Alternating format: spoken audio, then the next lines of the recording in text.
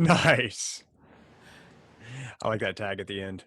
I used to do that live all the time. End a song, some heavy tune, some Slayer tune, then go. And then everybody would join in, like the drummer would go da-da at the end, and then everybody else would be playing, but the bass player would play it in his own key, like everybody's in their own key. Oh, nice. Because they'd catch it right after I'd go, and then everybody would go. But I changed the key every time, so it was never, nobody was ever in tune. I love it. Keeping it light, keeping it loose. Yep. I always said I was going to bring smiling back to metal. That was my goal. You should put that on a shirt. Yeah, I probably should. People have seen me live would admit or agree with what I just said. I bet. Well, you're just a ray of sunshine, Steve, all the time anyway. Ask my daughter that. When she hasn't cleaned her room. Don't talk to my wife. That's funny. Hey, guys, as you're filtering in here, joining us today for the live blues guitar workshop series, I want to thank you for being here. I want to let you know that Steve and I do appreciate you showing up to these, and it means the absolute world to us. We know that without you, we don't have anybody to talk to or anything to do. So we owe this whole thing to you guys. So thank you so much for being here. Really appreciate your time, which is the best asset that you have, and super generous of you to be here with us. So thank you. We're going to be talking today about one simple trick to play the major pentatonic scale. And this is a really cool trick. I had actually never seen this until maybe a few months ago when Steve showed me, and I was like, whoa, that's awesome. Because I just never saw it for whatever reason. So this is super cool. I'm really excited for Steve to show this to you. Also wanted to let you know of a couple of things, a couple of resources for you. The Blues Guitar Workshop series that we've been doing for you guys, all of these live sessions are going to be saved together in a nice playlist for you called the Blues Guitar Workshop. It'll be available for you at GuitarZoom, on the YouTube GuitarZoom channel.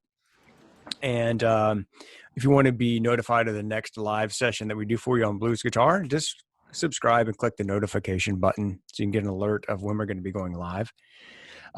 Also, if you enjoy the Blues Guitar Workshop series, then check out Steve's course. It's called Blues Guitar by Steve Stein, and it is an A to Z course that takes you from the very beginning of blues straight through some advanced stuff and everything in between, including 12-bar blues and rhythms and scales and soloing and tone and like everything you can imagine. You want to learn about blues guitar, that's why he created the course. It's called Blues Guitar by Steve Stein, and it's available at guitarzoom.com. If somebody could type in guitarzoom.com there in the old chat box or comments, that would be super helpful. Steve, take it away, my friend. All right. So we've talked a lot about the first thing we talked about in these sessions is minor pentatonic. And the reason is because we talk about, like, if we wanted A minor pentatonic, we put our first finger on A and we play pentatonic. And this is what I first learned. And when I first started learning scales and all that sort of thing, many, many years ago, I learned minor pentatonic. And then I learned 12-bar blues, right? So I learned A7 and D7 and E7, which, again, we talked about all that. But there was always a disconnect in my brain as to why I was playing something called minor over something called major. And I never understood why, right? And it wasn't until later that I did understand why. But that's why I want to kind of get into this conversation with you a little bit, is in the rock and roll blues world, and I've always told people that if we always went by logical theory, if everything that we learned was from the book, rock and roll wouldn't exist. Blues wouldn't exist. Because there's things about them that just don't really make sense. And we can try and define them and all these sorts of things, but the truth is that it's more about sound than it is about logic.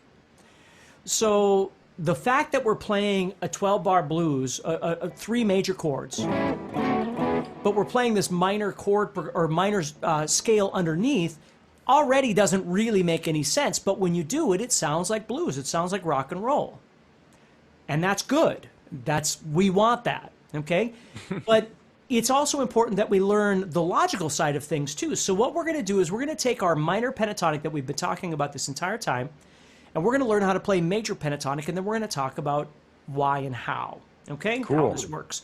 So what you do is, again, if you don't know anything about your theory and that sort of thing, you just have to trust me because I'm not lying to you, okay? So we're going to take this minor pentatonic, right? And again, I know it's minor because I'm putting my first finger on A and I'm playing this shape. Or I'm putting my first finger on D if I'm in the key of D, playing the same shape. Or I'm putting my first finger on G and playing the same shape. We just talked about that in the last session about being able to play in any key. But let's be in the key of A here. So if I wanted a major pentatonic, what I'm going to do is take this entire pentatonic sequence that I've just learned how to play, okay? And I'm going to move it toward the headstock, 1, 2, 3 frets. Now, that means my first finger is now on F sharp, which is fine. But if you look at my pinky is now sitting on A. So the visual tool here is that if I wanted minor pentatonic, and again, this will expand as you learn more, but just bear with me in the beginning stages here. So if I wanted minor pentatonic, I'd put my first finger on A, and I would play that pentatonic shape that I just learned, right? Or learned in one of the past sessions.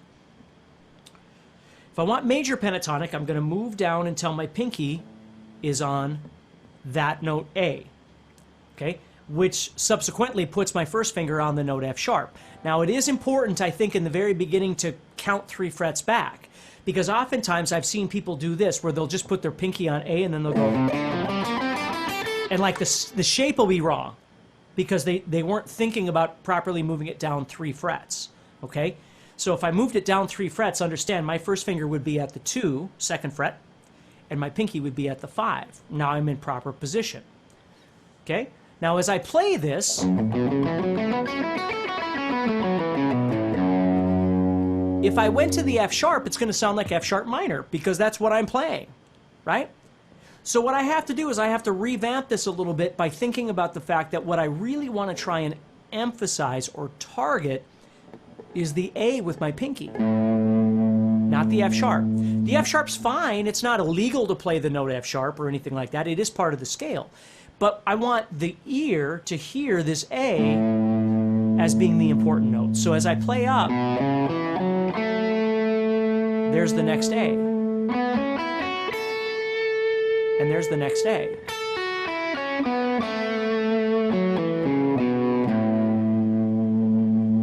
So now if you think about it, if I was to play an A chord, if I soloed in minor pentatonic, it would sound like this.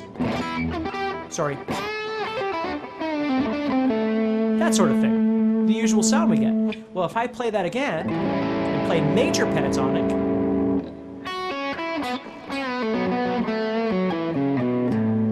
it gets more of a kind of a southern rockish or maybe a little more country sound, maybe. So the shape is the same, but the functionality has to change a little bit because I have to start trying to target my movements toward the A, right? Not the F sharp. If I just move the entire thing down 3 frets and emphasized F sharp, it's going to sound like F sharp. It's going to sound like F sharp blues or F sharp rock or whatever. So what you really have to remember is when you want major pentatonic, you're going to move back 3 frets, but then you're going to change your emphasis. You still want to emphasize the note A because we're still in the key of A, right? Now, it's a far bigger concept that we're not going to get into right now, but emphasis is so important in music because this scale, as you're learning right now, this scale could be F sharp minor if I emphasize the F sharps. But it also can be A major if I emphasize the A's.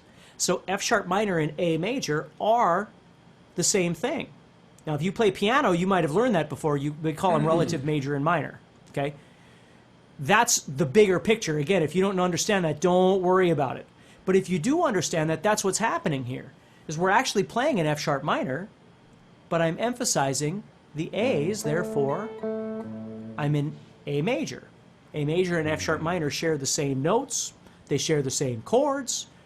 The difference between F sharp minor is that F sharp minor would emphasize F sharp minor and the note F sharp, and A major would emphasize the A major chord, the note A. You see? Awesome. Yeah, so and this works anywhere you want to go. So if you were in B minor, for instance, you'd put your first finger on B, and you get the B minor sound. If you want B major, you move back 1, 2, 3 frets, which technically puts you on G sharp. But your pinky now is on B. So again, you want to try and find those B's in there. Now, just so you know, too, the blues, remember the blues? We talked about the blues? Those notes are still in the same spot.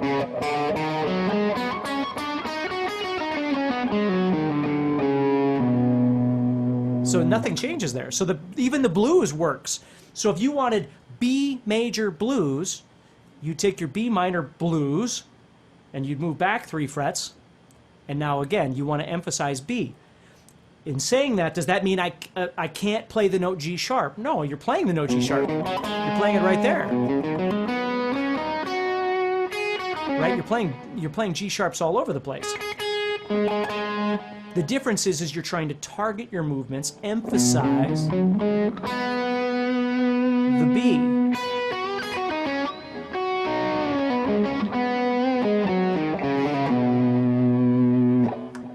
And that's how you do major pentatonic. Now again, you can play major pentatonic in multiple positions across the fretboard. There's all kinds of different things that you can do. This is just a really great place to learn how to play both minor pentatonic and major pentatonic. Now, when I learned how to do this, and I don't know that I remember this completely correctly because it was many, many years ago and I'm getting old.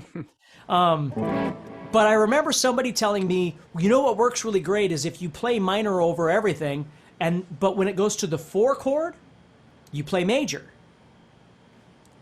And so I grew up religiously believing that in order to play proper blues, you had to play minor pentatonic over everything except for the 4 chord, you had to play major. When I think the person's point was you could play minor and major pentatonic at different points in your solo. So this is why I'm showing you how to play major pentatonic is, you know, again, if we go back to our original idea of A major, D major, E major, or A7, D7, D7, E7, whatever. We're in the key of A. In my head, logically, it made sense in my head. If I'm playing A major, D major, E major, I should play A major pentatonic because I'm playing a major chord progression. Right? Mm-hmm. So if you think about it, from a rock/blues perspective, well, in a logical perspective, major pentatonic is what you should play. No doubt about it. That's exactly what you should be playing. In the rock and roll world, you should play minor pentatonic over that major chord progression, even though it doesn't make any logical sense. So all of a sudden, you have 2 options to solo with, and I want to show you that real quick. Yeah, show us, because I'm having a little hard time exactly getting... Right, so let's say we did this. I want to see what I got for options here. 1, 2. Yeah, let's use this one. So this one's in the key of A. Okay? So this little jam here is in the key of A and just playing 12-bar blues. So what I'm going to do is over the A chord, I'm going to play A minor pentatonic. Even though it's an A major or an A7, right? I'm going to play minor pentatonic over the top, which is going to give you the sound you've heard a million times. And then when the D chord comes up, when the 4 chord comes up, I'm going to move over to A major pentatonic, and you're going to see me do that because I'm literally going to move down and play right here. And you can hear what that sounds like. Now, I am going to come back and play again because please understand that we kind of stopped the story there, but it isn't true that you should only play the major over the 4 chord. That's not true. I was misled or I misunderstood. I can play major pentatonic anytime I choose. The difference is if I keep those 2 separated, I get some really cool minor sounds. And then I can follow that up with this major sound, this kind of southern rock sound, and they contrast each other and they sound quite nice. So I'm just going to break them apart so you can hear it here.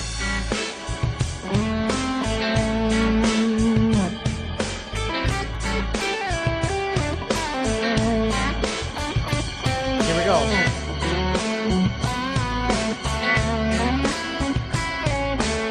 Back to minor.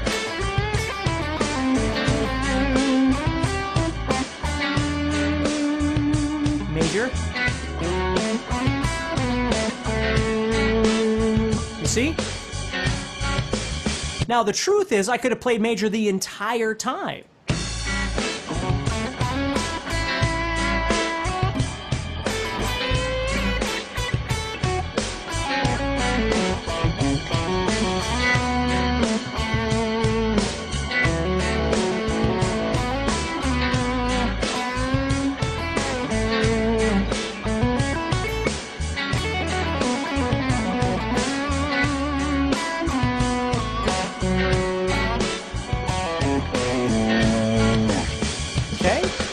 But there's something really cool that happens when you move back and forth between the two.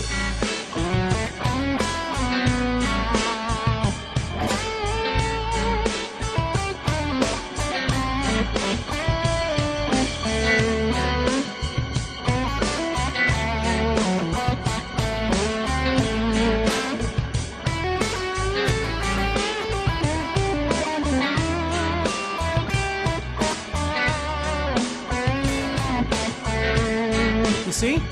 And there, obviously there's a million ways you could approach this, but that's so good. Yeah, and so you know, what you wind up with are kind of these options that you think about. And again, this goes back to that very first conversation we had about tools, preparation.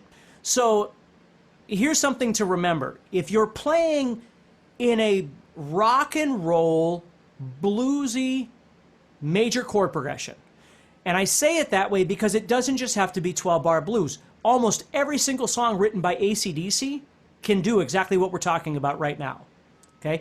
Because 99% of the music that they write is they're using major chords. It's in a major key. But he's not always soloing major. He's oftentimes soloing minors. So here's the point. If you find yourself, let me even back up further to make this even more. If you're in a major key and the song reminds you at all of Hootie and the Blowfish, you're in major, and you need to play major, okay? If it's poppy, whatever, and it's major, you should probably play major, okay? If it's in a major key, but it has a rock and roll thing to it, a bluesy thing, ZZ Top, AC/DC, Ted Nugent, Aerosmith, I mean, you name it, whatever that fits into this, you know, Rival Sons of today, right? Modern music. Rival Sons would be perfect for this. Blackstone Cherry, whatever it might be. This fits perfectly, where you could solo major or minor, or better yet, major and minor. It's into that. And then when the music becomes minor, whether it's blues, whether it's, you know, I mean, you might be playing...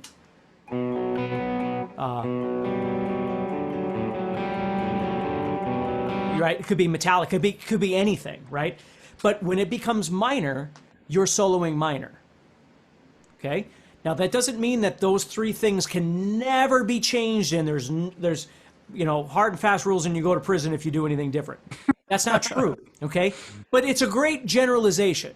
So if you're playing over Highway to Hell, you could solo minor pentatonic over the top. You could solo major pentatonic over the top, and either one is going to sound really good. And chances are Angus is going to solo both of them at some point. And I know this for a fact because when I was a kid, Angus was one of the first people that I really studied because I was such a big fan of AC/DC when I was in my teenage years, early teenage years. But all those guys did. Joe Perry, all those players, Ted Nugent, it doesn't matter who it is. They would all do these sorts of things because that's the kind of music. Tommy Shaw from Styx, right? But if the song was pop, right? If you're soloing over Come Sail Away, and it really is major, okay? Then the rules change. You want to stay more predominantly major for the most part. So I've always thought of it, I've always tried to teach it as kind of three different kind of categories here. Way over there on the far, my left, okay, is major, as major, happy, major as you can be, which you would solo major over. Yep. This big world in the center here, this big mixed up, messed up world here, is the world of rock and roll and blues. And here we can, even those songs in major, we can solo major and or minor. Yes. And then way over there is pure minor, right? It might be a really sad minor song, it might be Slayer, right? But it's minor. It's absolute minor. And so minor is the best choice. That doesn't mean that things don't bleed out sometimes into these other categories. That's the beauty of music, is do whatever you can, do whatever you want, as long as it works, right? But this is a great little guide. So the nice thing about knowing how to play major pentatonic is if you find yourself in a situation where you're playing, whatever, Brown Eyed Girl, right, by Van Morrison, which is about as major as you can get, right? Unless you're going to superimpose the slash thing over the top and force minor over the top, which sometimes might sound cool. You won't know till you try. But the general idea is if it's really major, major's probably your best choice, especially if you don't have time to try. If you find yourself on stage and you're jamming, you don't want to go for the wrong thing, right? You want to find what works, because maybe one shot's all you get, right? Right. So anyway, if that kind of makes sense, that's why I really want you to understand major pentatonic, because major pentatonic really is important. But the reason why we tend to learn minor pentatonic first is because it tends to lend itself to the sound of blues, the sound of rock and roll. That's awesome. Yeah. That's like a perfect explanation of when to use major, when you can combine major and minor, and then when you're kind of strictly minor. It's really clear, really easy to understand, Steve. Yeah. Guys, I want to just encourage you that if you want to learn how to do this stuff on a deep level, obviously there's only so much we can cover in one of these live sessions. That's what the course is for. We're doing all of this so you can get as much as you want from this. Obviously, if you want to go deep into the blues soloing and really get your head wrapped around all of this stuff to apply it, that's why Steve created the course for you. It's called Blues Guitar, and it's by Steve Stine, and it's available at guitar-zoom.com. This has been an awesome session, like they all are, Steve. I really personally enjoyed this one. I hope you guys did too. I hope that you'll join us for another one. We have some more planned for you on the Blues Guitar Workshop. If you missed any of the previous ones, just go to the Guitar Zoom YouTube channel, look on playlists, and then there's Blues Guitar Workshop there. If you enjoyed the Blues Guitar Workshop, I think you'll like Steve's new course. It's called Blues Guitar. It's by Steve Stein, and it's available at GuitarZoom. And thank you so much for being here, all of you. We certainly appreciate your time and your attention. It means the world to me and Steve. And we'll see you on the next session, Steve. Thanks again. Super awesome job, man. Awesome. Thank you. And I hope everybody learned a little something, and have a great day, and we'll talk soon. Okay, buddy. Talk to you later, man. Yep. See you, buddy.